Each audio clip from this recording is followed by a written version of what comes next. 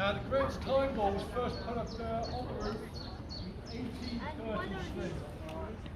And the person in charge back then was the sixth astronomer royal, who's called John Pond. Now, John Pond was really excited because modern astronomy was emerging all around him.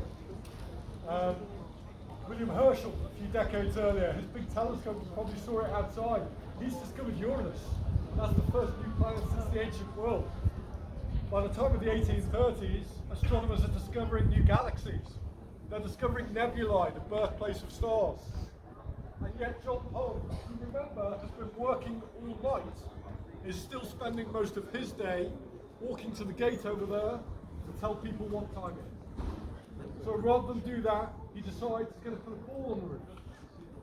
He is inspired by an earlier example of the same practice. It's in Portsmouth, on the south coast of England. They were the first people to put a red ball on the roof, and it would be followed by numerous ports all over both Great Britain and various parts of what was still then the British Empire, running from Australia to South Africa. So, it's a clock. It's a clock that only strikes once a day, but it's still a clock. As you've just seen, at 5 minutes to 1, it goes halfway up that way. At 2 minutes to 1, it's going to rise all the way up to the top. And all being well, at 1 o'clock, it's going to drop. It's the moment that it leaves the cross at the top, that marks 1 o'clock. And the reason it's doing that is it's public time signal, obviously anyone can use it, but really it's designed for the sailors who be at anchor down there on the River Thames. In 1833, when John Pond put that ball on the roof, you couldn't see any water down there because there's so many ships on that river. And on every one of those ships, there is somebody whose job it is to keep their eye on the ball. And whatever they tell you on the Dodgers Stadium tour, that is the ball emergency. Once the sailors, once the mariners have seen the ball drop, they have Greenwich Mean Time.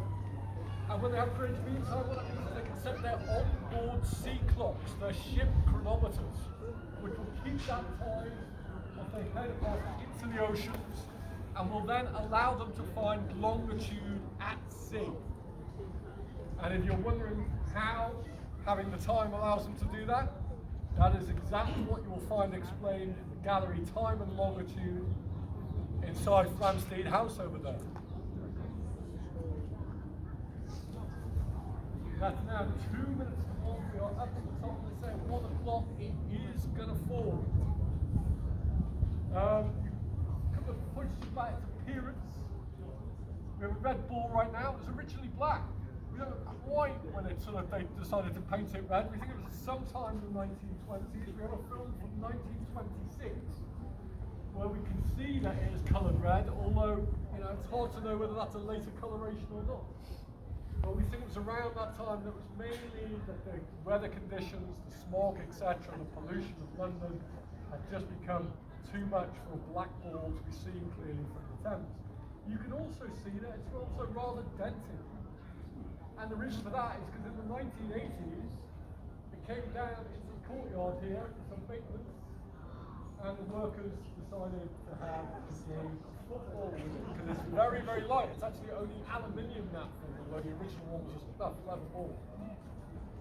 So I'm going to leave it to do its thing now, just with a couple of final words of warning, one of which is to say that just occasionally it doesn't work.